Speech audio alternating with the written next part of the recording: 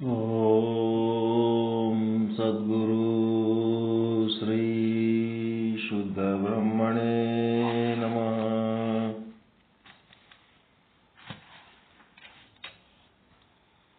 ಸಮಸ್ತ ಶುದ್ಧ ಬ್ರಹ್ಮ ಸ್ವರೂಪರಲ್ಲಿ ಅನಂತ ಅನಂತ ಪ್ರಣಾಮಗಳು.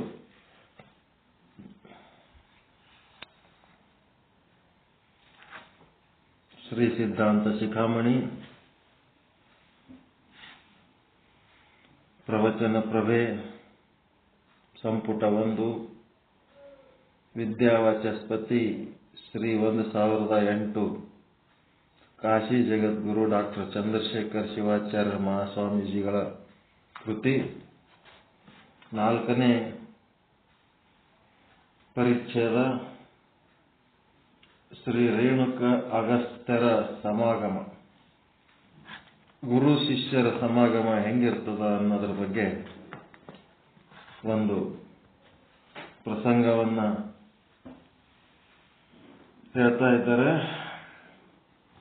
ಇದರೊಳಗೆ ಎಷ್ಟು ಶ್ಲೋಕಗಳು? 1, 2, 3, 4.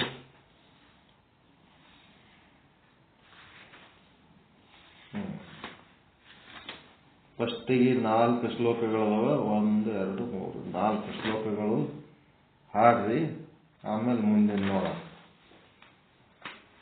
ಕಂಬಿ ಗುರುಗಳು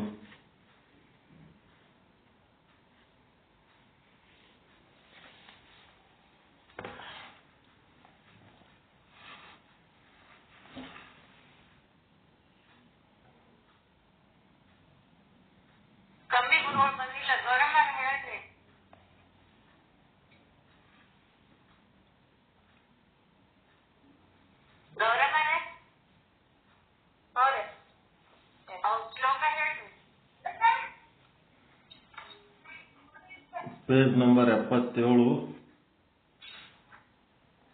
ತಮಾಗತಂ ಮಹಾಸಿದ್ಧಂ ಸಮೀಕ್ಷ್ಯ ಕಲಶೋದ್ಭವಃ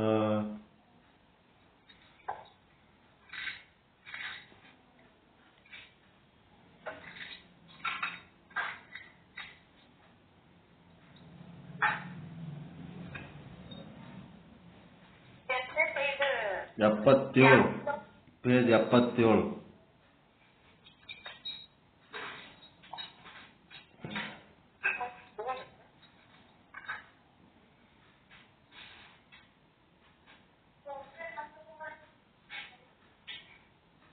ನಾಲ್ಕನೇ ಪರಿಚ್ಛೇದ 34ನೇ ಶ್ಲೋಕ.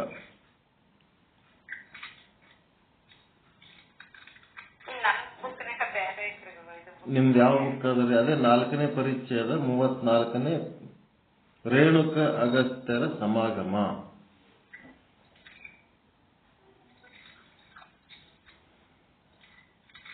ತಮಾಗತಂ ಮಹಾಸಿದ್ಧಂ ಸಮೀಕ್ಷ್ಯ ಕಲಶೋದ್ಭವಂ. ಅದೇ 77ನೇ ಪೇಜು 4ನೇ ಪರಿಚ್ಛೇದ 34ನೇ ಶ್ಲೋಕ.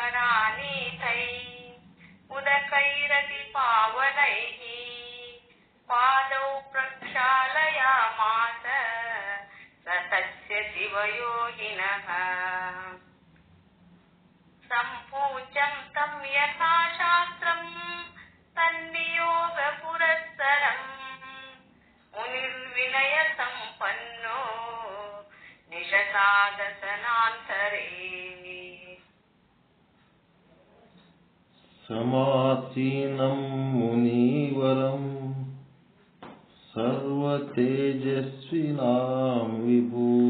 ಇಲ್ಲಂದ್ರೆ ಇದು ಲಾಸ್ಟ್ ಸಾಲು.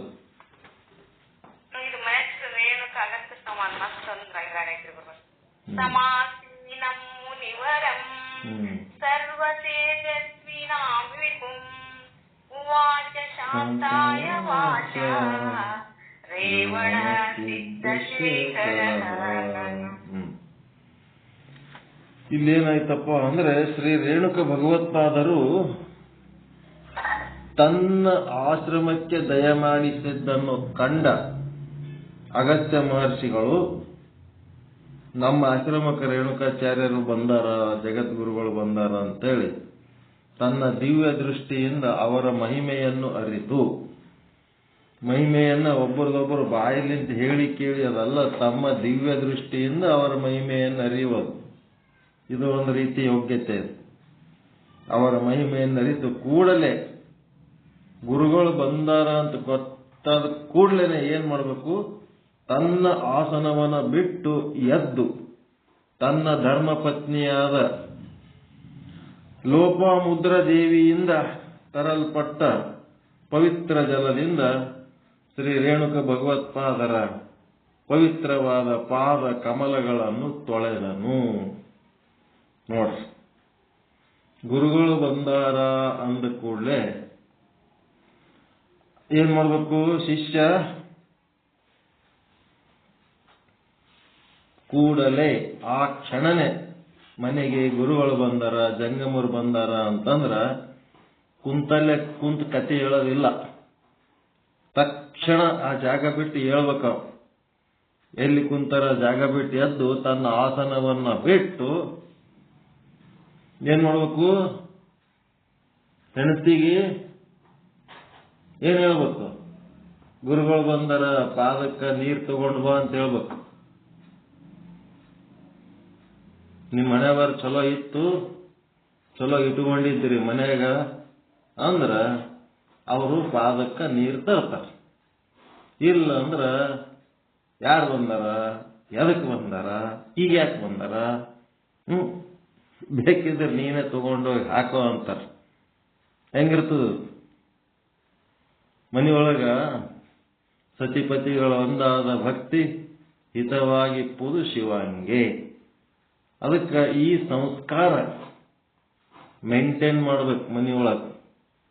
ವೀರಶೈವರ ಮನಿ ಅಂದ್ರ ಕನಿಷ್ಠ ಸಂಸ್ಕಾರಗಳಿರ್ಬೇಕು, ವಿನಯ, ವಿದ್ಯೆ ಎಲ್ಲಾನು ಬೇಕು, ಆಚಾರ ವಿಚಾರ ಅನುಭವ ಎಲ್ಲ ಇರ್ಬೇಕು. ಧರ್ಮಪತ್ನಿ ಲೋಪಾಮುದ್ರಾದೇವಿ ಏನ್ ಮಾಡ್ತಾರ,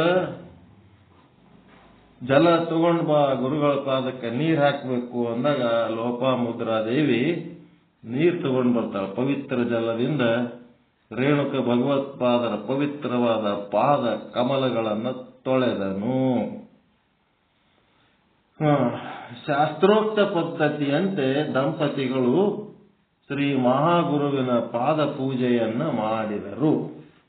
ಗುರುಗಳದು ಪಾದ ಪೂಜೆ ಮಾಡಿದರು ಶಾಸ್ತ್ರೋಕ್ತ ಪದ್ಧತಿಯಂತೆ. ಪೂಜೆ ಮೊದಲು ನೀರ್ ಹಾಕ್ತಾರ, ಮನೆ ಒಳಗೆ ಕರ್ಕೊಂಡು ಹೋಗ್ತಾರ, ಕರ್ಕೊಂಡೋದ್ಮೇಲೆ ಕುಂದಿರ್ಸಿ ಮತ್ತೊಂದ್ಸಾರಿ ನೀರು ಇಲ್ಲಿಂದ ತೊಳಿತಾರ. ಪಾದ ಒಂದು ದೊಡ್ಡ ಪರಾತ್ನಾಗಿಟ್ಟು ತೊಳೆದು ಏನ್ ಮಾಡ್ತಾರ, ಪಾದ ಸ್ವಚ್ಛ ಒರೆಸ್ತಾರ. ಒರೆಸಿದ್ಮೇಲೆ ಅದಕ್ಕೊಂದಿಷ್ಟು ವಿಭೂತಿ ಕುಂಕುಮ ಹಚ್ಚಿ ಧೂಪ ದೀಪಗಳನ್ನ ಬೆಳಗಿ ಗಂಟೆ ಬಾರಿಸಿ ಮಂತ್ರಗಳನ್ನ ಹೇಳಿ ಏನ್ ಮಾಡ್ತಾರ, ಒಂದಿಷ್ಟು ನೈವೇದ್ಯ ಮಾಡಿ ಪಾದೋದಕ ಪ್ರಸಾದ ಅಂತ ಸ್ವೀಕಾರ ಮಾಡ್ತಾರ. ಎದಕ್ಕೆ ಹಂಗ್ ಮಾಡ್ತಾರ್ರಿ, ಗುರುಗಳ ಪಾದ ಯಾಕೆ ತೊಳಿತಾರ? ಬೇರೆ ಏನಾರ ಕೈಯ ಕಾಲ ಬೇರೆ ಏನಾರ ತೊಳಿಬೋದಿತ್ತಲ್ಲ, ಪಾದನೇ ಯಾಕೆ ತೊಳಿತಾರ?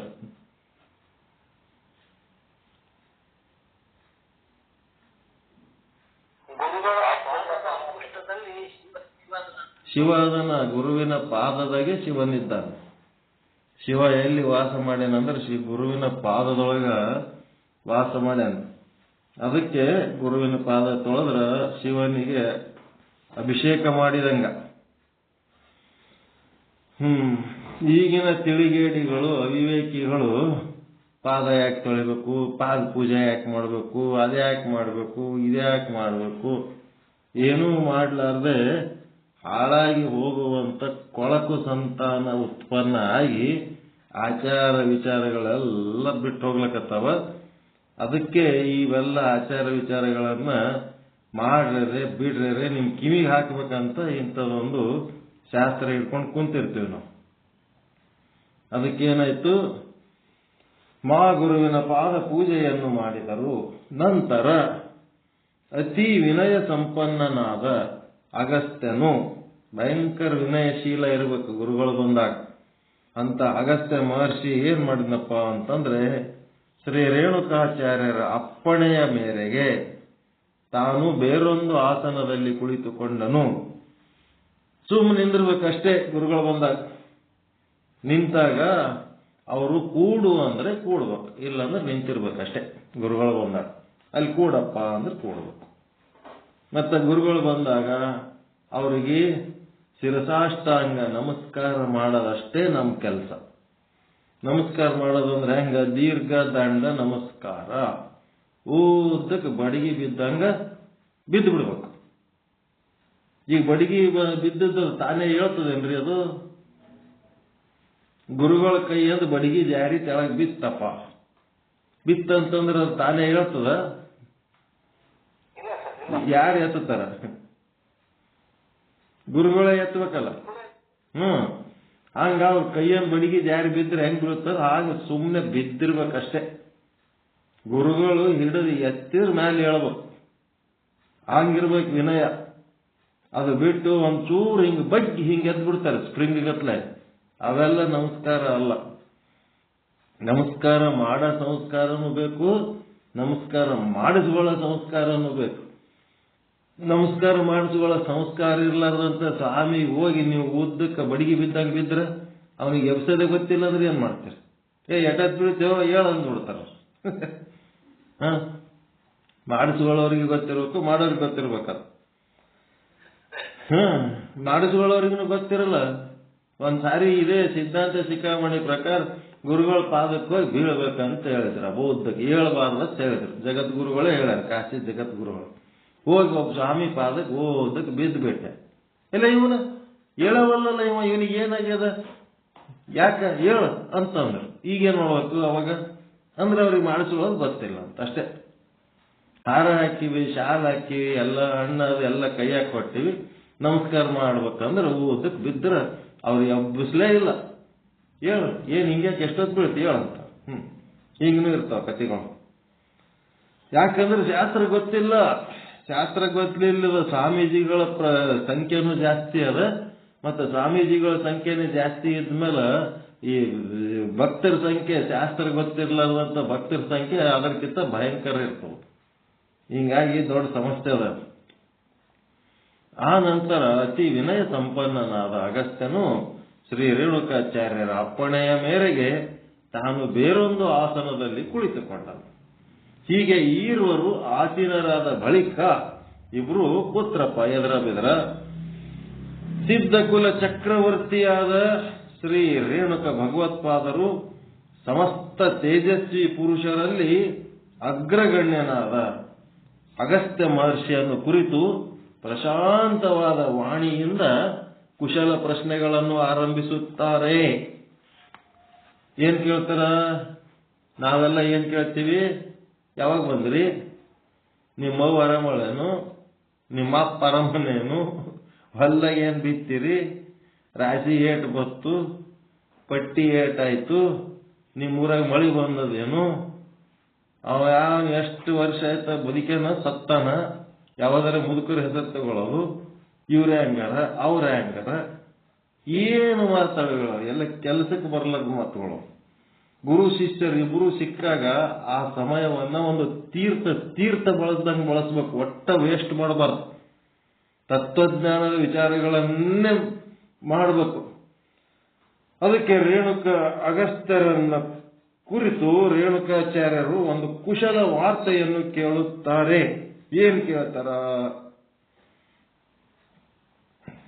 ನಿರ್ವಿಘ್ನಂ ಶ್ಲೋಕ ಹೇಳ್ರಿ ಗೌರಮ್ಮ ತಾಯಿಯವರೇ. ನಿರ್ವಿಘ್ನಂ ವರ್ತಸೆ ಕಿಮ್ನು ನಿತ್ಯಾತೆ ನಿಯಮ ಕ್ರಿಯಾ ಅಥವಾ ಅಗಸ್ತ್ಯ ತೇಜಸ್ವಿನ್ ಕುತಃ ವಿಂಧ್ಯ ವಿಂಧ್ಯ ನಿರುದ್ಧ ಭವತ ವಿಶ್ವೋಲ್ಲಂಘನ ವಿಭ್ರಮ ರೋಷಲೇಶಾಸ್ತೆ ಸದ್ಯ ಸರ್ಪತ್ವಮಾಗತ ಆಚಾಂತ ಭವತಾ ಪೂರ್ವಂ ಪಂಕಜೇಶಾಪಯೋದಯಃ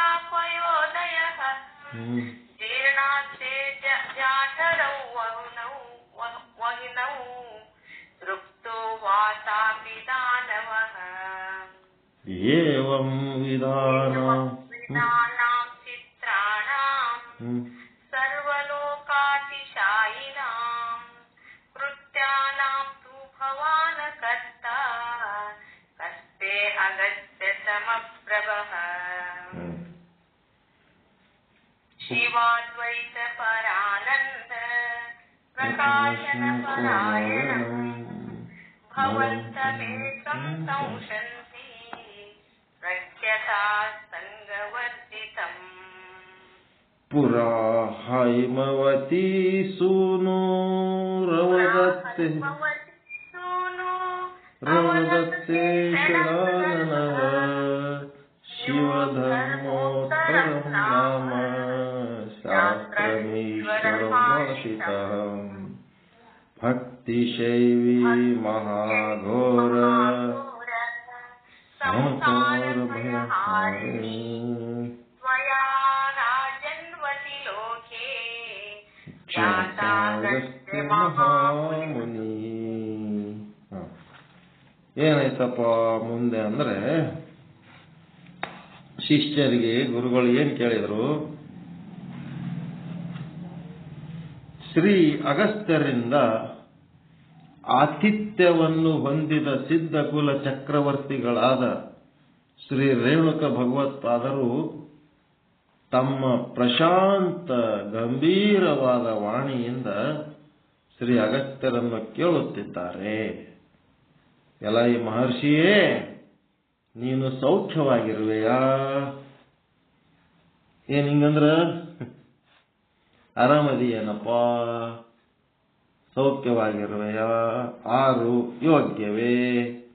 ಆರೋಗ್ಯವೇ ಅಂತ ಮೊದಲು ಕೇಳ್ಬೇಕು. ಆರೋಗ್ಯವೇ ಅಂತಂದ್ರೆ ಆರು ಯೋಗ್ಯ. ಏನವು ಆರು? ಏನ? ಪಂಚ ಕರ್ಮೇಂದ್ರಿಯ, ಪಂಚ ಜ್ಞಾನೇಂದ್ರಿಯ, ಪಂಚ ಅಂತಃಕರಣಗಳು ಏನೇನದವಲ್ಲ, ಇವುದ್ರ ಜೊತೆಗೆ ಒಂದು ಮನಸ್ಸು.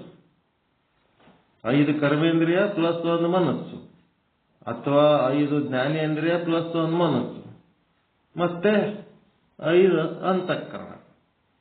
ಇವೇನು ಆರಾರು ಆಗ್ತಾವು. ಅದಕ್ಕೆ ಇವು 6 ಯೋಗ್ಯದವ ಹೆಂಗಪ್ಪ? ಕಣ್ಣು, ಕಿವಿ, ಮೂಗು, ನಾಲಿಗೆ, ಚರ್ಮ ಎಲ್ಲ ಯೋಗ್ಯದವ ಹೆಂಗ? 6 ಯೋಗ್ಯವೇ? 6 ಅಯೋಗ್ಯ ಅಂದ್ರೇನು? 6 ಯೋಗ್ಯ ಅಂದ್ರೇನು? ಈಗ ಕಣ್ಣು ಯೋಗ್ಯವೇ ಅಂತ ಕೇಳಿದ್ರಿ ಏನು? ಕಣ್ಣು ಅಯೋಗ್ಯವೇ ಅಂತ ಕೇಳಿದ್ರಿ ಏನು? ಕಣ್ಣು ಯಾವಾಗ ಅಯೋಗ್ಯ ಆಗ್ತದ?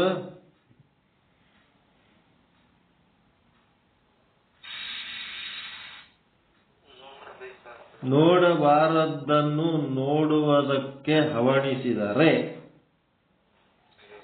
ಮತ್ತು ನೋಡಲೇಬೇಕಾದದ್ದನ್ನ ನೋಡದಂತೆ ಉದಾಸೀನ ಮಾಡಿದರೆ ಕಣ್ಣು ಅಯೋಗ್ಯ ಆಗ್ತದ. ನೋಡಬೇಕಾದದ್ದನ್ನ ನೋಡಲೇಬೇಕು, ನೋಡಬಾರದ್ದನ್ನ ನೋಡಲೇಬಾರದಂತ ಒಂದು ವಿವೇಕವನ್ನ ಯಾರು ಬೆಳೆಸ್ಕೊಂಡಿರ್ತಾರ ಆ ಕಣ್ಣು ಯೋಗ್ಯ ಆಗ್ತದ. ಕಣ್ಣು ಯೋಗ್ಯ ಆದಾಗ ಯಾವ ಲಿಂಗ ಅದು? ಕಣ್ಣು ಯಾವ ಲಿಂಗ? ಕಣ್ಣು ಅಂಗ. ಅದು ಲಿಂಗ ಆಗ್ಬೇಕಂದ್ರೆ ಏನಾಗ್ತದೆ? ಶಿವಲಿಂಗ. ಕಣ್ಣು ಶಿವಲಿಂಗ. ಕಿವಿ ಒಂದು ಅಂಗ. ಈ ಕಿವಿ ಏನಾಗಬೇಕು? ಪ್ರಸಾದ ಲಿಂಗ ಆಗ್ಬೇಕು. ಈ ಪ್ರಸಾದ ಲಿಂಗ ಆಗ್ಬೇಕು ಅಂದ್ರೆ ಏನ್ ಮಾಡಬೇಕು? ಕೇಳಬೇಕಾದದ್ದನ್ನ ಕೇಳಲೇಬೇಕು, ಕೇಳಲೇಬಾರದನ್ನ ಕೇಳಲೇಬಾರದು. ಯಾವಾಗ ಇದು ಪ್ರಸಾದ ಲಿಂಗ ಆಗುವುದು ಬಿಟ್ಟು ಕೇಳಬಾರದನ್ನ ಕೇಳಬೇಕಂತದೋ, ಕೇಳಬೇಕಾದದ್ದನ್ನ ಕೇಳದ ಬಿಟ್ಟು ಓಡಿ ಹೋಗ್ತದೋ, ಆವಾಗ ಅದೇನಾಗ್ತದ? ಅಂಗ ಹೋಗಿ ಲಿಂಗ ಆಗಲ್ಲ, ಅಂಗ ಹೋಗಿ ಮಂಗ. ಅಂಗ ಹೋಗಿ ಮಂಗ ಆಯ್ತು ಅಂತಂದ್ರ ಮುಂದಿನ ಸಮಸ್ಯೆಗಳು ಗೊತ್ತಾಗ್ಬಿಡ್ತಾವ. ದುಃಖ, ಚಿಂತೆ, ಭಯ, ಅಪಮಾನ, ನಷ್ಟ ಇವೆಲ್ಲ ಚಾಲು ಆಗ್ತವೆ. ಅದಕ್ಕೆ ಕಿವಿ ಪ್ರಸಾದ ಲಿಂಗ, ಮೂಗು ಆಚಾರ ಲಿಂಗ, ಚರ್ಮ ಜಂಗಮ ಲಿಂಗ, ಮತ್ತೆ ನಾಲಿಗೆ ಗುರುಲಿಂಗ. ಇವೆಲ್ಲ ಏನದವಪ್ಪ ಅಂತಂದ್ರೆ ಅಂಗಗಳದವ. ಇವುಗಳಿಗೊಂದು ಸಂಸ್ಕಾರ ಕೊಟ್ಟು ಇವುಗಳನ್ನ ಲಿಂಗಗಳನ್ನಾಗಿ ಮಾಡ್ಕೋಬೇಕು. ಗುರುವಿನಲ್ಲಿ ಶರಣಾಗತನಾಗಿ ಶ್ರವಣ ಮಾಡಿ ಯಾವುದನ್ನ ಕೇಳಬೇಕು, ಯಾವುದನ್ನ ಮುಟ್ಟಬೇಕು, ಯಾವುದನ್ನ ಮೂಸಿಸಬೇಕು, ಯಾವುದನ್ನ ರುಚಿಸಬೇಕು, ಹೀಗೆಲ್ಲ ನೋಡಿ ಮತ್ತೆ ಮನಸ್ಸು ಯಾವುದನ್ನ ಕುರಿತು ಆಚಿಸಬೇಕು. ಹಿಂಗ ಇವು 6 ಯೋಗ್ಯವೇ. ಇವು 6ರಾಗ ಒಂದು ಅಯೋಗ್ಯ ಆಯ್ತಂತಂದ್ರ ಸಮಸ್ಯೆ ಚಾಲು ಆಗಿರ್ತವೆ. ಅದಕ್ಕೆ ನೀನು ಸೌಖ್ಯವಾಗಿರುವೆಯಾ? ನಿನ್ನ ನಿತ್ಯಗಳಾದ ನಿಯಮ ಕ್ರಿಯೆಗಳು ನಿರ್ವಿಘ್ನವಾಗಿ ಸಾಗಿರುವವೇ? ನಿತ್ಯ ಕರ್ಮಗಳು ಏನೇನದವ ಎಲ್ಲ ನಿರ್ವಿಘ್ನವಾಗಿ ಸಾಗ್ಯವಿಲ್ಲಪ್ಪ. ಏನಾರ ತೊಂದರೆ ಆಗ್ಲಕತ್ತದೇನು, ಅಡ್ಡಿ ಆಗ್ಲಕತ್ತದೇನು ಅಂತ ಪೂಜೆ, ಪ್ರಾರ್ಥನೆ, ಧ್ಯಾನ, ಸ್ವಾಧ್ಯಾಯ, ಸತ್ಸಂಗ, ಮತ್ತಿನ್ನೇನು ಸ್ವಾನುಭಾವ, ಇವೆಲ್ಲ ನಿತ್ಯ ಕರ್ಮಗಳು. ಇವೆಲ್ಲ ಸರಿಯಾಗಿ ನಡೆದವೋ ಇಲ್ಲೋ ಅಂತ. ಹೇ ತೇಜಸ್ವಿಯಾದ ಅಗಸ್ತ್ಯನೇ, ನಿನಗೆ ವಿಘ್ನಗಳಾದರೂ ಬರಲು ಹೇಗೆ ಸಾಧ್ಯ? ನಿನಗ್ಯಾ ವಿಘ್ನ ಬರ್ತವೋ ಮಾರಾಯ, ನೀನೇ ಅಪಾರ ಮಹಿಮಾ ಸಂಪನ್ನ ಆದಿ ಅಂತೇಳಿ ಶಿಷ್ಯನಿಗೆ, ಯಾಕಲೇ ಮಗನೇ ಆರಾಮದಿ ಅಂತ ಕೇಳಿಲ್ಲ ಅವರು. ಎಷ್ಟು ಗೌರವ ಕೊಟ್ಟಾರ, ಎಷ್ಟು ದೊಡ್ಡ ರೆಸ್ಪೆಕ್ಟ್ ಇಟ್ಟಾರ ನೋಡಿರಿಲ್ಲ. ಶಿಷ್ಯರ ಅಂದ ಕೂಡ್ಲೇನೆ ಕೀಳಾಗಿ ಮಾತಾಡ್ತಾರೆ ಕೆಲವೊಂದು ಗುರುಗಳು, ಹೆಂಗ್ ಬೇಕಂಗೆ ಮಾತಾಡ್ತಿರ್ತಾರ. ಹಂಗಿಲ್ಲ. ಶಿಷ್ಯ ಅಂತಂದ್ರೆ ಆ ಗುರುವನ್ನ ತನ್ನ ಹೃದಯದೊಳಗ ಧರಿಸಿದಂತ ಮಹಾತ್ಮ ಶಿಷ್ಯ. ಆ ಗುರು ನೋಡ್ಲಕ್ ಹೊರಗೆ ಬೇಕಾದಷ್ಟು ದೊಡ್ಡವಿದ್ರು ಸಹಿತ ಅಂತ ಗುರುವನ್ನ ಶಿಷ್ಯ ಏನ್ ಮಾಡಿರ್ತಾನ, ತನ್ನ ಹೃದಯದಾಗ ಧರಿಸಿರ್ತಾನ. ಅದಕ್ಕೆ ಶಿಷ್ಯ ದೊಡ್ಡವನು, ಗುರು ದೊಡ್ಡವನು. ಹಿಂಗೆಲ್ಲ ಕೇಳಿದ್ರಿ ಏನ್ ಹೇಳ್ಬೇಕಂತ ಸುಮ್ ಕುಂದ್ರಿ, ಬೇರೆ ಮಾತಾಡಮು ಅಂತೀರಿ. ನೆಕ್ಸ್ಟ್, ಹೇ ಅಗಸ್ತ್ಯನೇ, ಅಸಾಧ್ಯವಾಗಿ ಬೆಳೆಯುತ್ತಾ ವಿಶ್ವವನ್ನೇ ಮೀರುವ ಅಭಿಮಾನಿಯಾದ ವಿಂಧ್ಯನು ನಿನ್ನಿಂದಲೇ ತಡೆಯಲ್ಪಟ್ಟನಲ್ಲದೆ ದೇವೇಂದ್ರನ ಪಟ್ಟಣವನ್ನೇರುವ ಉದ್ದೇಶದಿಂದ ಸಪ್ತರ್ಷಿಗಳ ಮೇಣೆಯಲ್ಲಿ ಕುಳಿತ ಹೋಗಿರುವ ನಹುಷನು ನಿನಗೆ ಎಸಗಿದ ಅಪಮಾನದ ಕಾರಣದಿಂದ ತಕ್ಷಣದಲ್ಲಿಯೇ ಸರ್ಪನಾಗಿ ಭೂಮಿಗೆ ಬಿದ್ದ. ವಿಂಧ್ಯ ಅಂದ್ರ ಅವ ಬೆಳಿಲಕತ್ತಿದ್ದ ಪರ್ವತ. ಅವ ಬೆಳೆದು ಇಡೀ ವಿಶ್ವವ್ಯಾಪಿ ಆಗಷ್ಟು ಅವ ಬೆಳಿಲಕತ್ತಿದ್ದ. ಇವ ಏನ್ ಮಾಡ್ದ, ಅವನ ಮ್ಯಾಲ ಕುಂತದು ಬೆಳಿಲಾರ್ದಂಗ, ಅವನಿಗೆ ಬೆಳಿಲಾರ್ದಂಗ ಮಾಡ್ದ. ಇಲ್ಲ ಅಂತಂದ್ರೆ ಅದು ಪರ್ವತ ಬೆಳೆದು ಇಡೀ ಬ್ರಹ್ಮಾಂಡವೆಲ್ಲ ತುಂಬಂತದ ಒಂದು ಚಾನ್ಸ್ ಇತ್ತು. ಅದಕ್ಕೆ ಕಾಪಾಡ್ದ. ಇನ್ನೊಬ್ಬ ಏನ್ ಮಾಡ್ದ, ನಹುಷ ಅಂತೇಳಿ ಇವನು ತಪಸ್ವಿ. ಇವನೇನ್ ಮಾಡ್ದ, ನಹುಷ ತಪಸ್ಸು ಮಾಡಿ ಮಾಡಿ ಮಾಡಿ ಮಾಡಿ ಎಂತ ವರ ಪಡೆದನಪ್ಪ ಅಂದ್ರ ದೇವೇಂದ್ರನ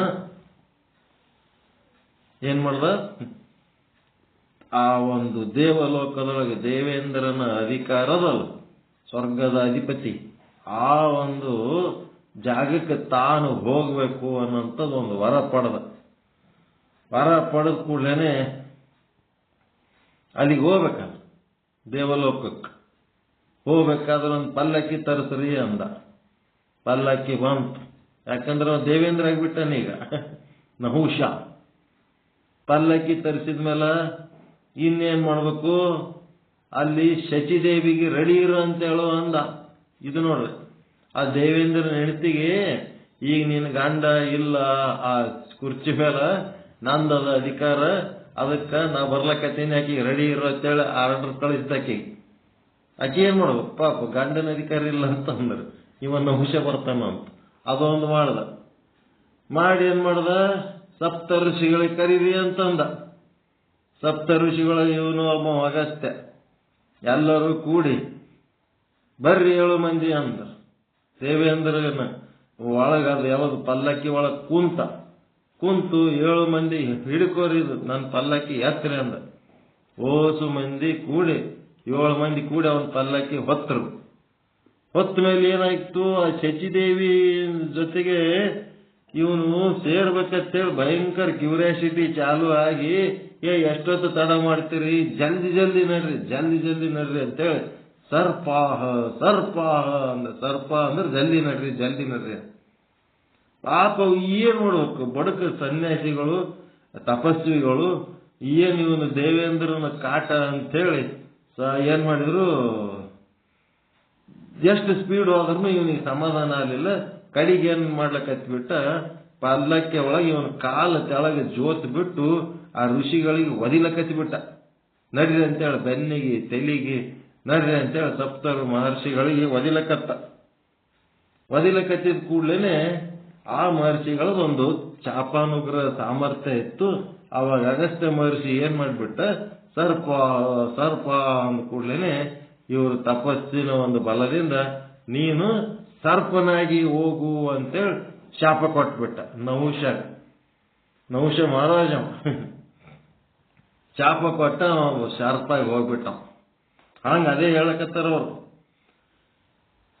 ಅಭಿಮಾನಿ ವಿಶ್ವವನ್ನೇ ಮೀರುವ ಅಭಿಮಾನಿಯಾದ ವಿಂಧ್ಯನು ನಿನ್ನಿಂದಲೇ ತಡೆಯಲ್ಪಟ್ಟನಲ್ಲದೆ ದೇವೇಂದ್ರನ ಪಟ್ಟಣವನ್ನೇರುವ ಉದ್ದೇಶದಿಂದ ಸಪ್ತರ್ಷಿಗಳು ಮೇನೆಯಲ್ಲಿ ಕುಳಿತು ಹೊರಟಿರುವ ನಹುಷನು ನಿನಗೆ ಎಸಗಿದ ಅಪಮಾನದ ಕಾರಣದಿಂದ ತಕ್ಷಣ ಸರ್ಪನಾಗಿ ಭೂಮಿಗೆ ಬಿದ್ದ.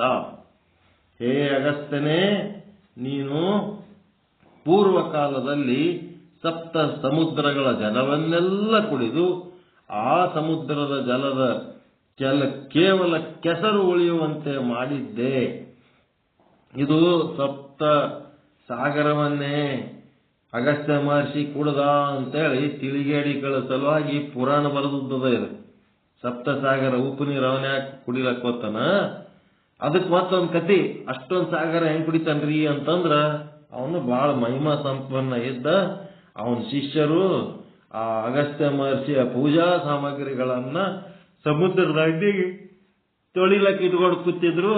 ಆ ಸಮುದ್ರದ ತೆರೆ ಬಂದು ಏನ್ ಮಾಡ್ಬಿಡ್ತು, ಅವ್ರ ಪೂಜಾ ಸಾಮಾನುಗಳೆಲ್ಲ ಸಮುದ್ರದಾಗ ತಗೊಂಡೋಯ್ತು. ಪೂಜಾದ ಟೈಮ್ ಆಯ್ತು. ಗುರುಗಳ ಪೂಜಾ ಸಾಮಾನು ಎಲ್ಲವ ಅಂದ್ರ ಸಮುದ್ರ ತಕೊಂಡೋಗ್ಯದ ಅಂದ್ರ, ಅವಾಗ ಏನ್ ಮಾಡಿದ್ನಂತ ಎಲ್ಲ 7 ಸಾಗರದ ನೀರು ಕುಡಿದು ಅಲ್ಲಿ ಪೂಜಾ ಸಾಮಾನು ಎಲ್ಲವ ಹುಡ್ಕೊಂಬರೋದ್ ಕಳ್ಸಿದ್ನಂತ. ಇದು ಯಾರಿಗಿದ ಕತಿ? ತಿಳಿಗೇಡಿಗಳಿಗೆ ಸಲುವಾಗಿ. ತಿಳಿದವ್ರಿಗೇನೋ ಅಂದ್ರ ವೇದ, ಆಗಮ, ಶಾಸ್ತ್ರ, ಉಪನಿಷತ್ತು, ಪುರಾಣ, ಇತಿಹಾಸ, ಶ್ರುತಿ, ಸ್ಮೃತಿ, ಏನ್ ಸನಾತನ ಭಾರತೀಯ ಸಾಹಿತ್ಯ ಏನದಲ್ಲ, ಎಲ್ಲ ಸಾಹಿತ್ಯವನ್ನ ಓದಿ ಅರಗಿಸ್ಕೊಂಡ್ಬಿಟ್ಟಿದ್ದ. ಅದು ಸಪ್ತ ಸಾಗರ ಕುಡಿದ ಅಗಸ್ತ್ಯ ಮಹರ್ಷಿ ಅಂತ. ಅದಕ್ಕೆ ಸಪ್ತ ಸಾಗರಗಳ ಜಲವನ್ನೆಲ್ಲ ಕುಡಿದು ಆ ಸಮುದ್ರದಲ್ಲಿ ಕೇವಲ ಕೆಸರು ಉಳಿಯುವಂತೆ ಮಾಡಿದ್ದೆ. ಇಷ್ಟೇ ಅಲ್ಲ, ಅತ್ಯಂತ ಸೊಕ್ಕಿದ ವಾತಾಪಿ ಎಂಬ ರಾಕ್ಷಸನು ನಿನ್ನ ಜಠರಾಗ್ನಿಯಲ್ಲಿ ದಗ್ಧವಾಗಿ ಹೋದನು. ಆ ವಾತಾಪಿ ಅನ್ನೋ ರಾಕ್ಷಸನನ್ನ ನುಂಗಿಬಿಟ್ಟು ಒಳಗ ಡೈಜೆಸ್ಟ್ ಮಾಡ್ಕೊಂಡ್ಬಿಟ್ಟಿದ್ದ. ಇಂಥ ಒಂದು ಮಹಿಮಾ ಪುರುಷಪ್ಪ ನೀನು.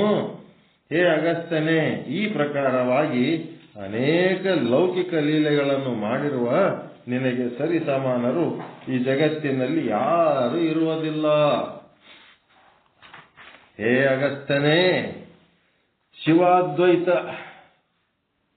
ಪರಿಜ್ಞಾನದಿಂದ ಉಂಟಾಗುವ ಪರಮಾನಂದವನ್ನ ತೋರ್ಪಡಿಸುವವನು, ಮಾಯಾ ಸಂಬಂಧವಿಲ್ಲದವನು ಆದ ವ್ಯಕ್ತಿ ಎಂದರೆ ನೀನೊಬ್ಬನೇ ಇರುವೆ ಎಂಬುದು ಜಗತ್ತಿನ ಜನರೆಲ್ಲರೂ ಹೇಳುತ್ತಿದ್ದಾರೆ.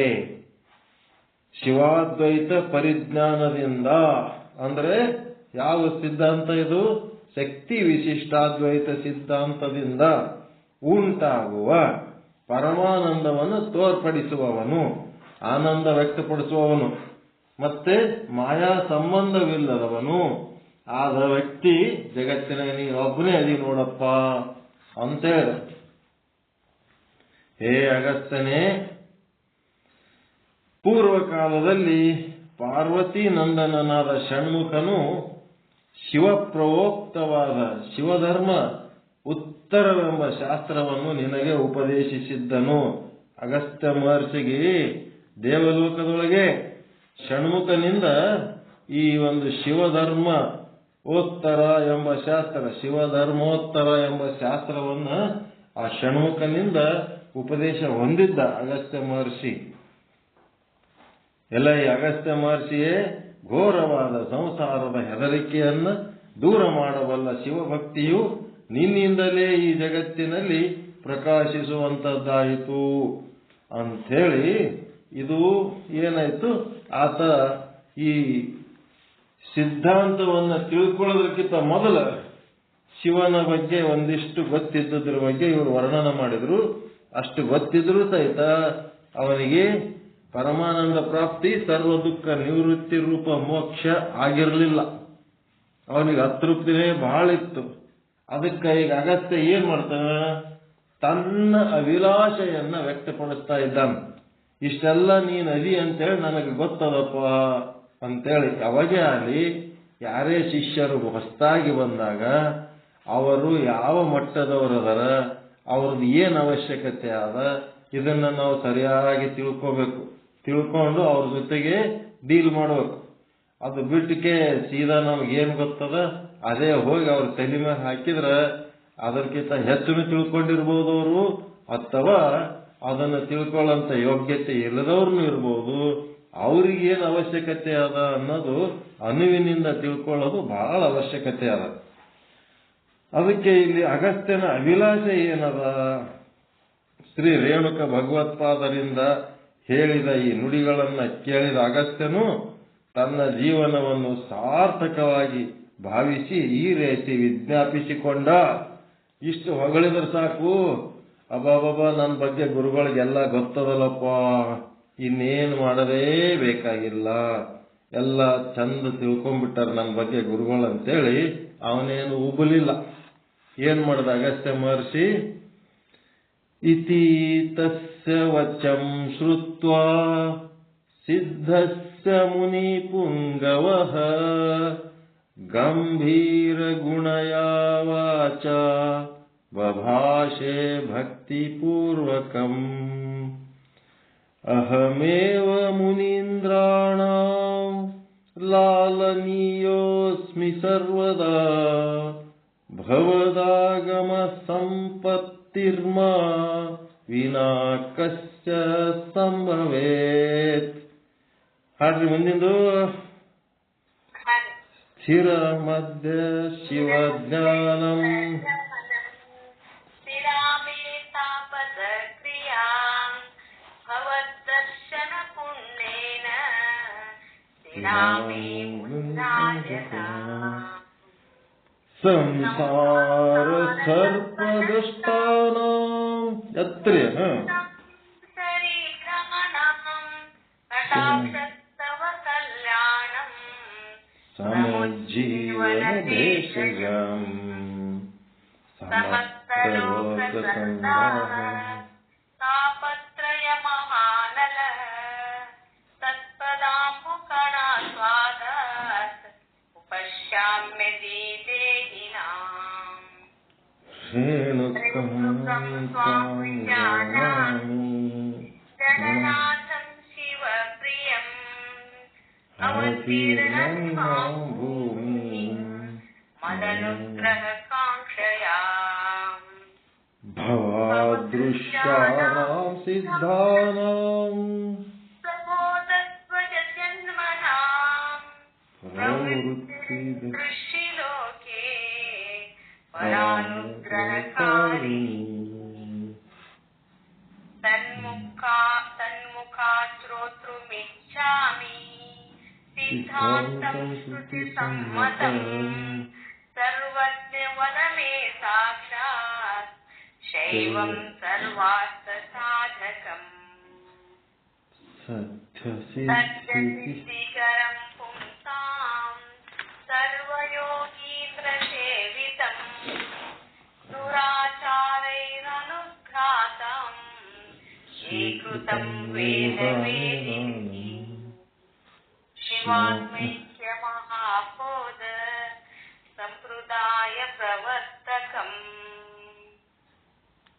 ಉಕ್ತ್ವಾ ಭವಾನಸಕಲೋಕಮುಪಗಾಂತಂ ಸಿದ್ಧಾಂತ ಸಂಗ್ರಹಂ ನಾಸೃತ ಬಾಹ್ಯತಂತ್ರಂ ಸತ್ಯಕೃತಾರ್ಥ ಇತುಂ ಅರ್ಹತಿ ದಿವ್ಯಯೋಗೀನ್ ನಾನಾ ಆಗಮಶ್ರವಣ ವರ್ತಿತಂ ಸಂಶಯಂ ಮಾಂ. ಸ್ವಲ್ಪ ಟಫ್ ಆಯ್ತು ಲಾಸ್ಟ್ನೇ. 4ನೇ ಪರಿಚ್ಛೇದದ ಕೊನೆ ಶ್ಲೋಕ.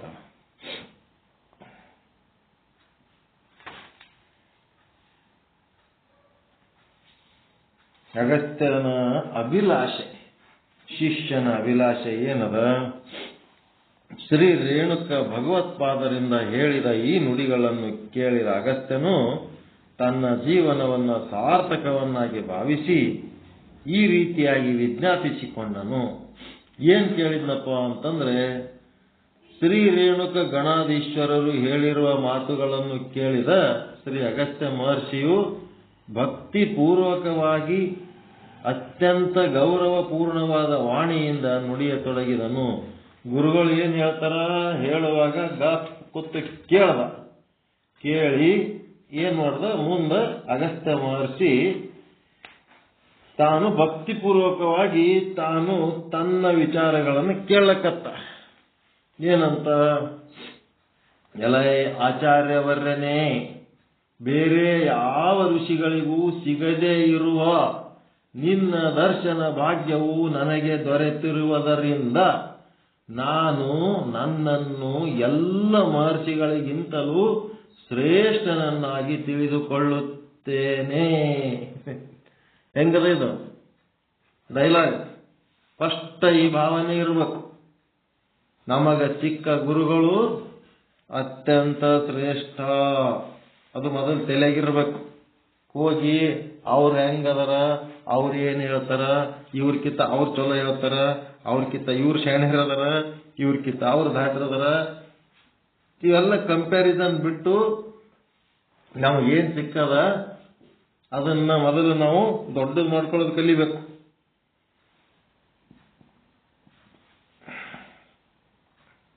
ಅದಕ್ಕೆ ಹೆಂಗ್ ಹೇಳಿದನವರು? ಬೇರೆ ಯಾವ ಋಷಿಗಳಿಗೂ ಸಿಗದೇ ಇರುವ ನಿನ್ನ ದರ್ಶನ ಭಾಗ್ಯ ನನಗೆ ದೊರೆತಿದೆ. ಆದ್ದರಿಂದ ನಾನು ನನ್ನನ್ನು ಎಲ್ಲ ಮಹರ್ಷಿಗಳಿಗಿಂತಲೂ ಶ್ರೇಷ್ಠನನ್ನಾಗಿ ತಿಳಿದುಕೊಳ್ಳುತ್ತೇನೆ. ಈ ಅಭಿಪ್ರಾಯ ಶಿಷ್ಯನಲ್ಲಿ ಗುರುವಿನ ಬಗ್ಗೆ ಇತ್ತು ಅಂತಂದ್ರೆ ಇದಕ್ಕೇನಂತಾರ? ಶ್ರದ್ಧೆ. ಈ ಶ್ರದ್ಧಾ ಇದ್ರೆ ಮುಂದಿನ ಎಲ್ಲ ಫಲ ಕೊಡ್ತದೆ. ಶ್ರದ್ಧಾ ಇಲ್ಲ, ಕೆತ್ತೆಬಾಜಿ ಬುದ್ಧಿ ಒಳಗೆ ನಡೆಸ್ಲಕತ್ತಿದ್ರು ಗುರುಗಳ ಬಗ್ಗೆ ಅಂತಂದ್ರೆ ಅದೇನಾಗ್ತದ? ಅಲ್ಲಿ ಮಾಡಿದ ಸರ್ಕಸ್ ಎಲ್ಲ ಸುಳ್ಳು ಸರ್ಕಸ್ಸು. ಆ ಸಿನಿಮಾ ನಾಟಕಗಳು ಮುಗಿದ ಕೂಡ್ಲೇನೆ ಅವು ಹೆಂಗ ಎಲ್ಲ ದೃಶ್ಯಗಳು ಮಾಯಾಗಿ ಹೋಗ್ತವ, ಹಂಗೆಲ್ಲ ಕರಿ ಹೋಗ್ಬಿಡ್ತವ, ಎಲ್ಲ ವೇಸ್ಟ್. ಬಸವಣ್ಣವರು ಕಟ್ಕೊಂಡು ಹೆಂಡತಿ ಬಗ್ಗೆ ಹೇಳ್ತಾರ. ಎನ್ನ ಸತಿ ನೀಲಲೋಚನೆ ಪೃಥ್ವಿಗೆ ಅಗ್ಗಳೇ ಚೆಲುವೆ. ಇಡೀ ಭೂಮಂಡಲದಾಗ ನನ್ನ ಹೆಂಡತಿ ಅಷ್ಟು ಚಂದನ್ ಹೆಣ್ಣು ಮತ್ತೊಂದು ಇಲ್ಲವೇ ಇಲ್ಲ. ಹಿಂಗಿರ್ಬೇಕು ಅಭಿಪ್ರಾಯ. ನಮ್ಮ ಗುರುಗಳೇ ಅತ್ಯಂತ ಶ್ರೇಷ್ಠ. ನನಗ ಸಿಕ್ಕ ಹೆಣ್ಣು, ನನ್ನ ಮದುವೆ ಮಾಡ್ಕೊಂಡ ಹೆಣ್ಣೆ ಇಡೀ ಭೂಮಿ ಒಳಗೆ ಅಕ್ಕಿನಷ್ಟು ಚಂದ ಯಾರು ಇಲ್ಲ. ಹಿಂಗಿತ್ತು ಅಂತಂದ್ರೆ ಅಲ್ಲೇನಾಗ್ತದ, ನಿಷ್ಠೆ ಶ್ರದ್ಧೆ ಕೆಲಸ ಕೊಡ್ತಾವ. ಹೋಗಿ ಹೋಗಿ ಎಂಥದ್ದು ಗಂಟು ಬಿದ್ದಿ, ಎಷ್ಟು ಜನ್ಮದ ಕರ್ಮಕ್ಕ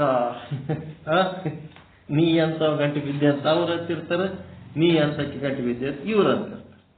ಹಿಂಗಾಯ್ತು ಅಂತಂದ್ರ ಹೆಂಗಾಗ್ತದೆ ಇದು ಜೀವನ? ಅದಕ್ಕೆ ನನ್ನ ಗುರು ಅತ್ಯಂತ ಶ್ರೇಷ್ಠ ಅನ್ನೋಂಥದ್ದು ಮೊದಲು ತಿಳ್ಕೋಬೇಕು. ಹೇ ಗಣಶ್ರೇಷ್ಠನೇ, ನಿನ್ನ ದರ್ಶನದಿಂದ ಉಂಟಾದ ಪುಣ್ಯ ವಿಶೇಷದಿಂದಲೇ ಇಂದು ನನ್ನ ಶಿವಜ್ಞಾನ ಮತ್ತು ತಪಕ್ರಿಯೆಗಳು ಸ್ಥಿರವಾಗಿವೆ ಅಲ್ಲದೆ ಮುನಿ ಸಾರ್ವಭೌಮನೆಂದು ಪ್ರಾಪ್ತವಾದ ಬಿರುದು ಇಂದು ಸ್ಥಿರವಾಗಿ ತೋರುತ್ತಿದೆ. ಮುನಿಗಳಲ್ಲೇ ನಾನು ಸಾರ್ವಭೌಮ ಅಂತೇಳಿ ಒಂದು ಬಿರುದಿತ್ತು. ಅದು ಏನಾಯ್ತಪ್ಪ ಅಂದ್ರ ನಿನ್ನಂತ ಗುರು ನನಗೆ ಸಿಕ್ಕ ಮೇಲೆ ಅದು ನನಗೆ ಸಾರ್ಥಕ ಆಯ್ತು. ಶಿವಜ್ಞಾನ ತಪಸ್ಸುಗಳು ಇವೆಲ್ಲ ನಿನ್ನ ದರ್ಶನದಿಂದ ಅವೇನಾಗ್ಬಿಟ್ಟು ಈಗ ನನಗೆ ಸ್ಥಿರ ಆಗಿಬಿಟ್ಟು. ಅವು ಸ್ಥಿರ ಆದವು ಅಂತಂದ್ರ ಕಳ್ಕೊಳ್ಳಾರ್ದಂಗ ಗಟ್ಟಿ ಆದವು ಅಂತ ಹಿಂಗೇಳಿ, ಹೇ ಆಚಾರ್ಯನೇ, ಜನನ ಮರಣ ರೂಪವಾದ ಸಂಸಾರವೆಂಬ ಸರ್ಪದಿಂದ ಕಚ್ಚಲ್ಪಟ್ಟು ಮೂರ್ಛೆಗೊಂಡಿರುವ ಜೀವಿಗಳಿಗೆ ಕರುಣಾಪೂರ್ಣವಾದ ನಿನ್ನ ಕಟಾಕ್ಷವು ಸಂಜೀವನ ಔಷಧದಂತಿದೆ. ಕಟಾಕ್ಷ ಅಂತಂದ್ರೆ ದೃಷ್ಟಿ, ಪರಮಾತ್ಮನ ದೃಷ್ಟಿ ಬಿತ್ತು ಅಂತಂದ್ರೆ ಅಲ್ಲಿ ಮೋಕ್ಷ ಆಗ್ತದ. ಜನನ ಮರಣ ರೂಪವಾದ ಸಂಸಾರದ ಬಂಧನ ಕಳ್ಕೋತಾರ. ಬರೇ ಹಿಂಗ ದೃಷ್ಟಿ ಹಾಯಿಸಿದ್ರೆ ಸಾಕು ಮೋಕ್ಷ ಆಗ್ತದ ಅಂತ ಹೇಳ್ತಾರ ಅವರು. ಹೇ ಯೋಗಿವರ್ಯನೇ, ಸಮಸ್ತ ಲೋಕಗಳಲ್ಲಿರುವ ಜೀವಿಗಳನ್ನು ಸುಡುತ್ತಿರುವ ಯಾವುವು 3 ತಾಪತ್ರಯಗಳದವಲ್ಲ, ಆಧ್ಯಾತ್ಮಿಕ, ಆದಿಭೌತಿಕ, ಆದಿದೈವಿಕಗಳೆಂಬ ತಾಪತ್ರಯಗಳು ಏನ್ ಮಾಡ್ತಿದ್ದವ? ತಮ್ಮ ಚರಣಾಮೃತದ ಒಂದು ಕಣದ ಆಸ್ವಾದನೆಯಿಂದ ಮಾತ್ರದಿಂದಲೇ ಶಾಂತವಾಗುತ್ತವೆ. ಆ ತಾಪ ಏನ್ ಮಾಡ್ಲಕತ್ತವ? ಬೆಂಕಿ, ಆಧ್ಯಾತ್ಮಿಕ ತಾಪ, ಆದಿಭೌತಿಕ ತಾಪ, ಆದಿದೈವಿಕ ತಾಪ.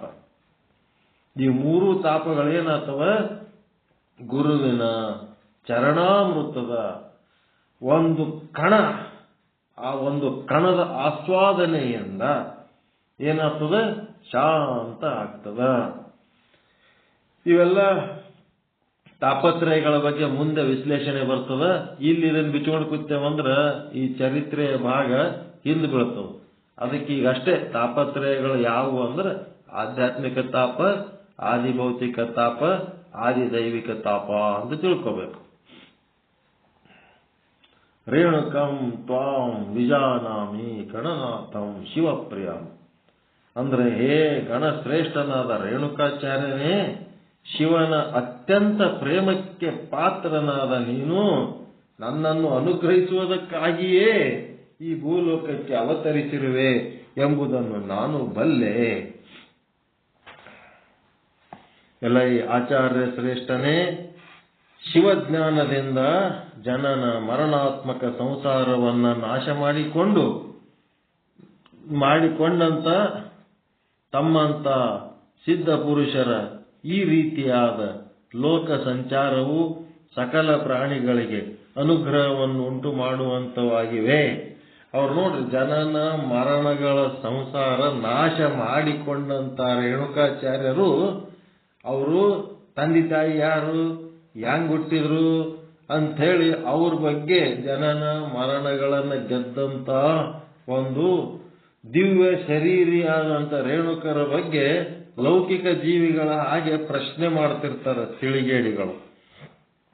ಅದಕ್ಕೆ ಹೇ ಸರ್ವಜ್ಞನಾದ ಗಣೇಶ್ವರನೇ, ವೇದ ಸಮ್ಮತವಾದ ಧರ್ಮ, ಅರ್ಥ, ಕಾಮ ಮತ್ತು ಮೋಕ್ಷಗಳೆಂಬ ಪುರುಷಾರ್ಥಗಳನ್ನು ಕೊಡುವ ಶಿವ ಸಂಬಂಧಿಯಾದ ಕೂಡಲೇ ಸಿದ್ಧಿಯನ್ನುಂಟು ಮಾಡುವ ಎಲ್ಲ ಯೋಗಿ ಶ್ರೇಷ್ಠರಿಂದ ಸ್ವೀಕರಿಸಲ್ಪಟ್ಟಿರುವ ನಾಸ್ತಿಕರಿಂದ ಮುಟ್ಟಲು ಅಸಾಧ್ಯವಾಗಿರುವ ವೇದ ಬಲ್ಲವರಿಂದ ಸ್ವೀಕೃತವಾಗಿರುವ ಶಿವ ಜೀವೈಕ್ಯ ಜ್ಞಾನದ ಸಂಪ್ರದಾಯವನ್ನ ಪ್ರವರ್ತಿಸುವ ಮಹಾಸಿದ್ಧಾಂತವನ್ನು ನಿನ್ನ ಮುಖಾರವಿಂದಲೇ ಕೇಳಬೇಕೆಂಬ ಅಪೇಕ್ಷೆ ಉಳ್ಳವನಾಗಿದ್ದೇನೆ.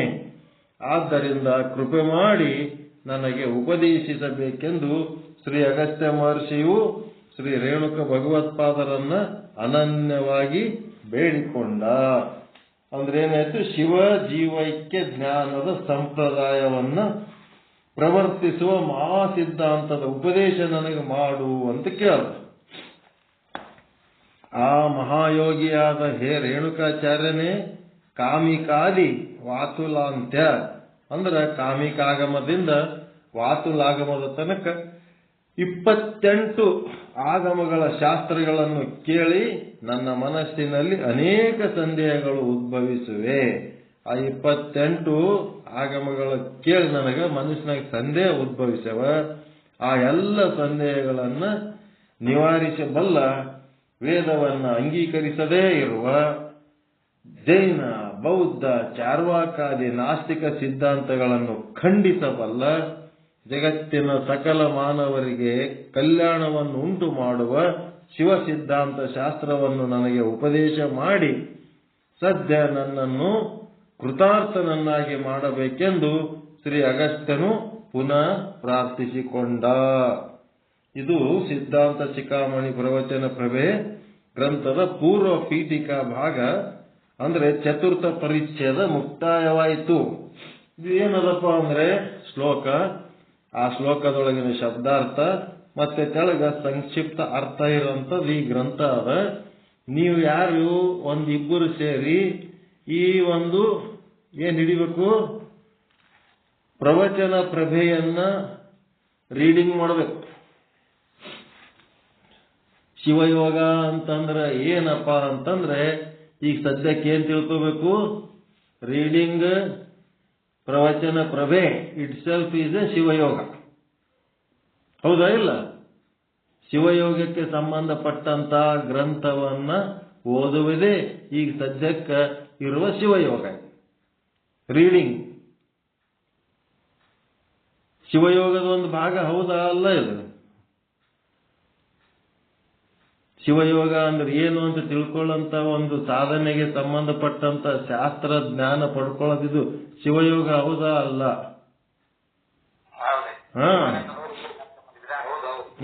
ಅದಕ್ಕೇನ್ ಮಾಡಬೇಕು? ಶಿವಯೋಗ ಅನ್ನ ಏನ್ ಮಾಡ್ಲಕತ್ತೀರಿ? ಪುಸ್ತಕ ಓದ್ಕೋತ್ ಕೂತೀರಿ ಅಂತ ಕಾಣಿಸ್ತಿರ್ತದ ನೋಡೋರಿಗೆ.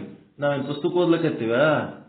ಅದ್ರೊಳಗಿಂದು ಮಾಹಿತಿಯನ್ನ ತಿಳ್ಕೊಂಡು ಅದರ ಮಹಿಮೆಯನ್ನ ಅರ್ಥೈಸಿಕೊಂಡು ಅದನ್ನ ನಮ್ಮ ಶ್ರವಣ ಮಾಡ್ತಾ ಮಾಡ್ತಾ ಮಾಡ್ತಾ ಮನನ ತಾನೇ ಆಗ್ತದೆ.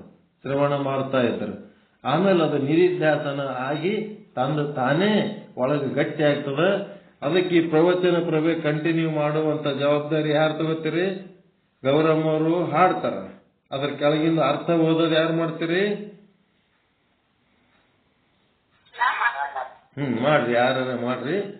ಒಂದಿಬ್ರು ಕೂಡಿ ಈ ಪ್ರವಚನ ಪ್ರಭೆ ಬಿಡಬೇಡ್ರಿ, ಕಂಟಿನ್ಯೂ ಮಾಡಿ ಓದ್ರಿ. ಇದು ಓದಲೇಬೇಕಿದೆ ರೀಡಿಂಗ್. ಮತ್ತ ಆ ಕಡೆ ನಾವು 5ನೇ ಪರಿಚ್ಛೇದ ಸಿದ್ದೇಶ್ವರ ಸ್ವಾಮಿಗಳೇನದಲ್ಲ ಅದು ತತ್ವ ಚಿಂತನ, ಅದನ್ನು ನಾವು ಮಾಡ್ತೀವಿ. ಇದು ನೀವು ಮಾಡ್ಕೊತಾವ್ರಿ.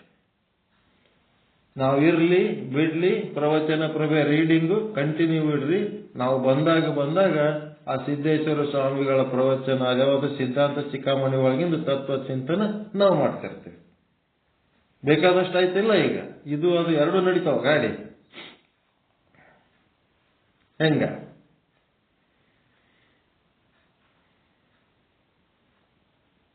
ಗಪ್ ಕೂತ್ರಿ ಅನ್ನೋಕೆ? ಎರಡು ನಡಿಲಿ. ಅದು ನಡಿಲಿ, ಇದು ನಡಿಲಿ. ನಿಮ್ಮದ್ ನೀವು ಓದ್ಕೊತಿರ್ರಿ, ನಮ್ಮದ್ ನಾವು ಓದ್ತಿರ್ತೀವಿ. ನೀವು ಒಂದು ಸಮಯಾವಕಾಶ ಮಾಡ್ಕೊಂಡು ನೀವು ಓದ್ರಿ, ನಾವು ಒಂದು ಸಮಯಾವಕಾಶ ಮಾಡ್ಕೊಂಡು ನಾವು ಓದ್ತಿರ್ತೀವಿ. ಅದು ಓದೋದಾಗ್ಲಿ, ಇದು ಓದೋದಾಗ್ಲಿ.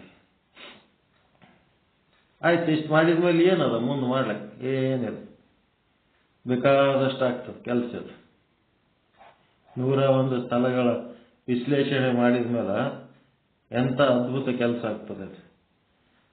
ಅದಕ್ಕೆ ಹೇಳ್ರಿ ಯಾರೇ ಗ್ರಂಥಗಳು ಈಗ ಉಪಯೋಗಕ್ಕೆ ಬಂದಪ್ಪ, ಎಲ್ಲರಿಗೂ ಮನವರಿಕೆ ಎಲ್ಲರಿಗೂ ಕೈಯಲ್ಲಿ ಗ್ರಂಥಗಳಾಗಲಿ.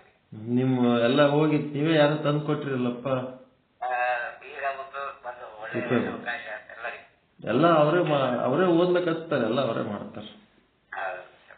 ಅವರ ಒಂದು ಉಪಕರಣಗಳು ನಾವು ಬಳಸ್ಕೊಳ್ಳೋದು ಅವ್ರಿಗೆ ಬಿಟ್ಟದ್ದು, ನಾವು ರೆಡಿ ಇರ್ಬೇಕು.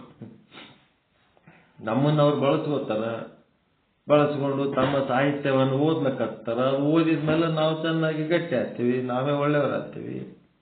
ಹಿಂಗೆ ಚಂದ. ನಿಮ್ ಕೊಪ್ಪಳದ ಅನುಭವ, ಜಾತ್ರೆ ಅನುಭವ, ಮತ್ತೆ ನೀನೇನ್ ಹೇಳಿದ್ದೆ, ನಾನು ಒಂದು ಪೆಂಡಿಂಗ್ ಪಾಯಿಂಟ್ ಹೇಳಿದ್ನಲ್ಲ, ಏನಂತ ಅಂಗ ಲಿಂಗವಾಗುವುದು ಹೇಗೆ ಅನ್ನೋದು ನೀನ್ ಹೇಳಿದ್ನೇ ಇಲ್ಲ.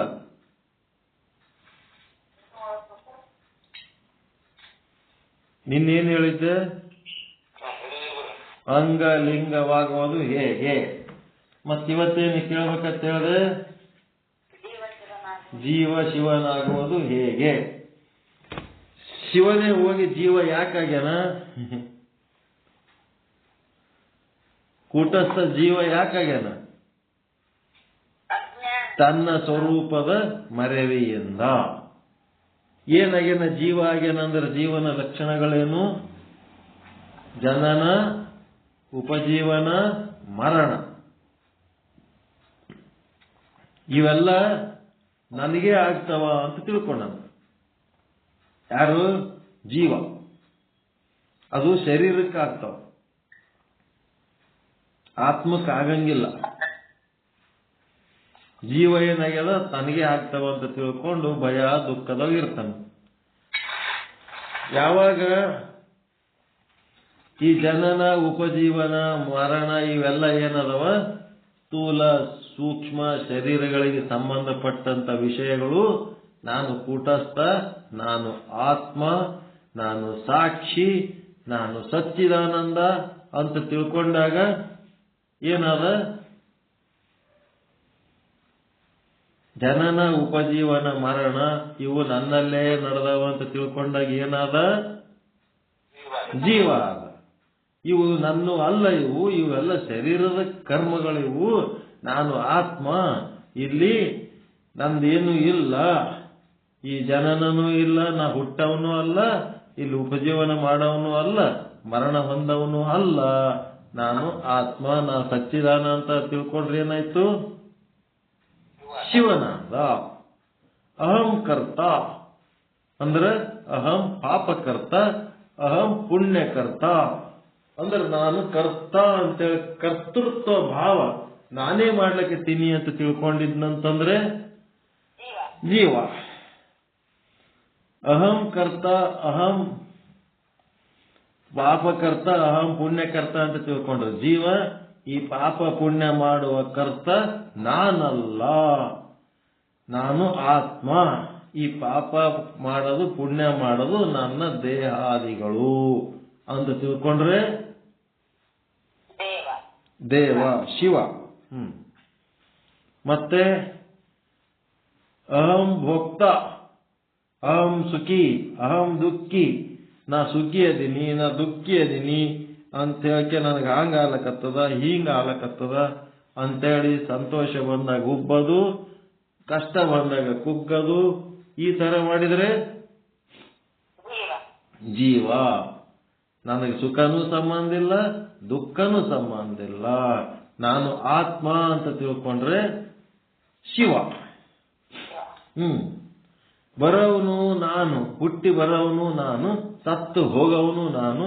ಲೋಕಾದಿಗಳಿಗೆ ನನ್ನ ಕರ್ಮಗಳಿಗೆ ತಕ್ಕಂತೆ ಬ್ರಹ್ಮ ಲೋಕದಿಂದ ಪಾತಾಳ ಲೋಕದ ತನಕ ನಾನಾ ವಿಧ ಲೋಕಾದಿಗಳಲ್ಲಿ ಸಂಚರಿಸುವವನು ನಾನು ಅಂತ ತಿಳ್ಕೊಂಡ್ರೆ ಜೀವ. ಹೋಗವನು ಬರವನು ನಾನು ಅಂತ ತಿಳ್ಕೊಂಡ್ರೆ ಜೀವ. ನಾ ಹೋಗವನು ಅಲ್ಲ, ಬರವನು ಅಲ್ಲ, ನಾ ಸದಾ ಕಾಲ ಇರವನು ಅಂತ ತಿಳ್ಕೊಂಡ್ರೆ ಶಿವ. ಅದಕ್ಕೆ ಜೀವ ಶಿವನಾಗುವುದು ಹೇಗೆ ಅಂದ್ರೆ ಈ ರೀತಿ ವಿಚಾರ ಮಾಡಿ ತಿಳ್ಕೋಬೇಕು. ತಿಳ್ಕೊಂಡು ಭಯ ದುಃಖ ಚಿಂತೆ ಬಂಧನಾದಿಗಳಿಂದ ಮುಕ್ತ ಆಗಿ ಏನಾಗಬೇಕು? ಆನಂದ ಪುರುಷನಾಗಿ ಸಂತೋಷವಾಗಿ ಇರಬೇಕು. ಆನಂದವಾಗಿ ಇರೋದೇ ಮುಖ್ಯ ಗುರಿ, ಮೋಕ್ಷದ ಗುರಿ. ಮತ್ತಾರೇನು ಮಾತಾಡ್ಬೇಕಾ? ಟೈಮ್ ಭಾಳ ಆಗ್ಯದ. ಯಾರೇನು ಮಾತಾಡೋದಿಲ್ಲ ಅಂದ್ರೆ ಸಂಕ್ಷಿಪ್ತವಾಗಿ ಮಂತ್ರ ಹೇಳಿ ಮುಕ್ತಾಯ ಮಾಡ್ರಿ. ನಾಳೆ ಬೆಳಗ್ಗೆ ಸೇರೋಣ. ನಾವೆಲ್ಲ ಹೊಲಕ್ಕೆ ಹೋಗೋದು ಅದು ಇದ್ದದ್ದಕ್ಕೆ ಕதை ಹೇಳ್ರಿ. ಯೋಗ ಅಂತು ನಾಳೆ ಅದರಿಲ್ರಿ. ಪಾಟೀಲ್ ಗುರುಗಳು ಹೇಳಿರಿಲ್ಲ ಅವರಿಗೆ?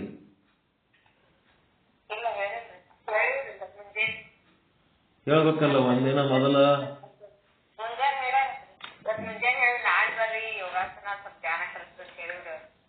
ಸ್ವಲ್ಪ ಪೂರ ಕಲಿಸ್ಬೇಕು, ಸ್ವಲ್ಪ ಕಲಿಸ್ಬೇಕು. ಕಲಿಸ್ರಿ, ಏನ್ಯಾಕೆ ಕಲ್ಸಲ್ಲ. ಪೂರ ಒಂದಿನ ಅವರಿಗೆ ಸೋಮವಾರ ದಿವಸ ಕಂಬಿ ಗುರುಗಳು ಇಷ್ಟಲಿಂಗಾರ್ಚನೆ, ರುದ್ರಾಭಿಷೇಕ, ನವಗ್ರಹ ಪೂಜೆ, ಗಣಪತಿ ಪೂಜೆ, ಲಕ್ಷ್ಮೀ ಪೂಜೆ, ಸರಸ್ವತಿ ಪೂಜೆ, ಮತ್ತಿನ್ನೇನ್ ಬೇಕಾದ್ರೆ ಪೂಜೆ, ಇವೆಲ್ಲ ಪೂಜಾ ಪಾಠ ಕರ್ಮಗಳ ಏನದವ ಕ್ರಿಯೆಗಳೇನದವ ಅವ್ರು ಕಲಿಸ್ತಾರ. ಇಷ್ಟಲಿಂಗ ದೀಕ್ಷೆ ಯಾರು ತಗೊಳ್ಳೋರು ಇದ್ರಂದ್ರೆ ಸೋಮವಾರ ದಿವಸ ಗೋಕಾಕಕ್ಕೆ ಹೋದ್ರೆ ಇದೇ ಸಮಯದಲ್ಲಿ ಎಲ್ಲರ ಸಮ್ಮುಖದಲ್ಲಿ ಇಷ್ಟಲಿಂಗ ಧಾರಣ ಮಾಡ್ತಾರ. ಲಿಂಗ ದೀಕ್ಷೆ ತಗೊಳ್ಳೋರಿದ್ರು ಅಲ್ಲಿ ಗೋಕಾಕಕ್ಕೆ ಹೋಗಿ ಕಟ್ಟಿಸ್ಕೋಬೇಕು, ಇಲ್ಲ ನಿಮ್ಮ ಮನೆಗೆ ಕರೆಸಿಕೊಂಡು ಕಟ್ಟಿಸ್ಕೋಬೇಕು. ಯಾರಿಗೆ ಲಿಂಗ ಬೇಕು ಅವರು ಕಟ್ಟಿಸ್ಬಾರ್ರಿ. ಲಿಂಗ ಧಾರಣ ಮಾಡ್ರಿ, ಲಿಂಗ ದೀಕ್ಷೆ ತಗೊಳ್ರಿ, ಲಿಂಗ ಧಾರಣ ಮಾಡಿಸ್ಕೊಡ್ರಿ.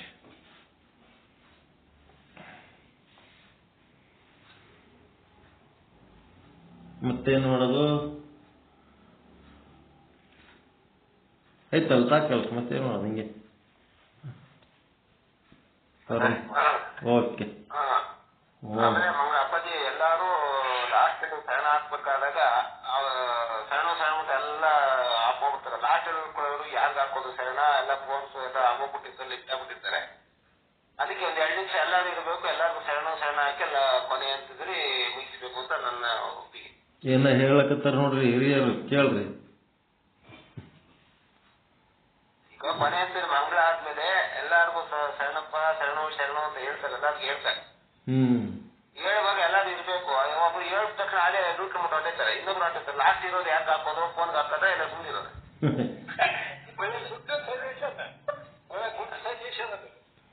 ನೋಡ್ರಿ, ಎಲ್ಲಾರು ಹಾಕ್ಬಿಟ್ಟು ಎಲ್ಲಾರು ಆದ್ಮೇಲೆ ಹೋಗೋಣ.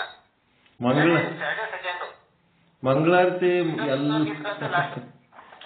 ಅದು ಮಂಗಳಾರತಿ ಅಂದ್ರೆ ಹೆಂಗಿರ್ತದ ಬೆಳತನ ಗಾಣ ಹೊಡೆದು ಲಾಸ್ಟಿಗೆ ಎಣ್ಣೆ ಬರುವ ಸಮಯ ಅದು ಮಂಗಳಾರತಿ.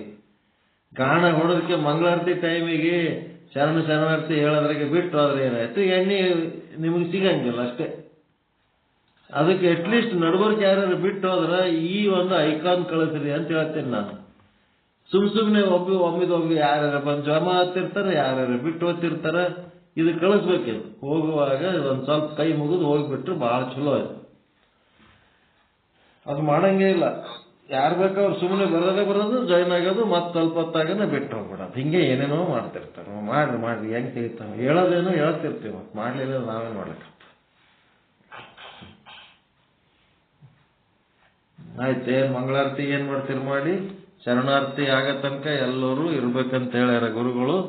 ಎಲ್ಲರೂ ಇದ್ದು ಶರಣಾರ್ಥಿ ಹೇಳಿ ಒಂದೇ ಸಲ ಕಲ್ಲೆಪ್ತಾರೆ.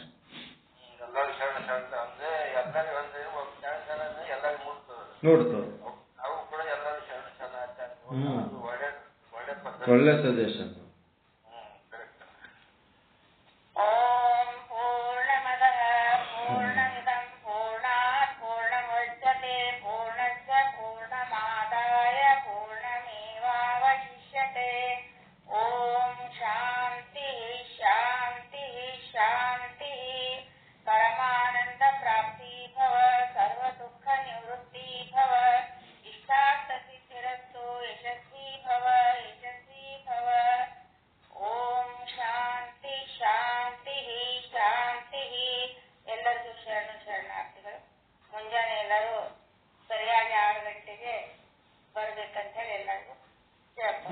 ಯೋಗ ವಿಶೇಷವಾಗಿ ಯೋಗ, ಧ್ಯಾನ, ತಪಸ್ಸು ಅದಕ್ಕೆ ಸಂಬಂಧಪಟ್ಟಂತ ವಿಚಾರ ಹೇಳ್ತಾರೆ. ಪಾತಂಜಲಿ ಮಹರ್ಷಿಗಳ ಯೋಗ ಸೂತ್ರಗಳ ಬಗ್ಗೆ ಹೇಳ್ತಾರ.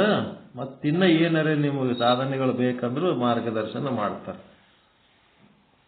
ಬೆಳಿಗ್ಗೆ 6 ಗಂಟೆಗೆ ಜಾಯ್ನ್ ಆಗಿ ಎಲ್ಲರೂ. ಒಳ್ಳೇದಾಗಲಿ ಎಲ್ಲರಿಗೂ ಶರಣಾರ್ಥಿಗಳು.